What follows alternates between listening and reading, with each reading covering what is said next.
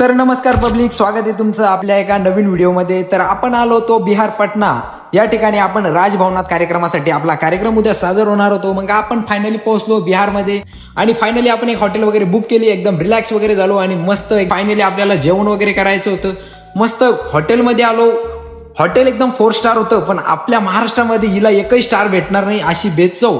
तर त्यामुळं फायनली आपण सकाळ झाली आणि आपण पोहोचलो राजभवनाच्या दरबारामध्ये।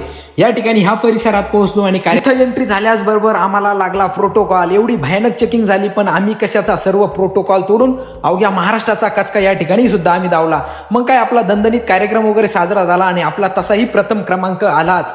आपला कार्यक्रम वगैरे आपण संपूर्ण प्रकारे पार पाडला आणि मग काय आपल्याला मस्त राजभवनामध्ये एकदम खाण्याची जेवणाची व्यवस्था केली होती। चला म्हटलं मस्त फ्रेश वगैरे झालो आणि जेवणाच्या ठिकाणी गेलो। मस्त पोटभर छान प्रकारे दणक्यात जेवण वगैरे करून घेतलं। मस्त मुलं पण खुश झाले, त्यांच्या चेहऱ्यावर आनंद आला। बिहारच्या राजभवनामध्ये पटनाला गाजवला कार्यक्रम।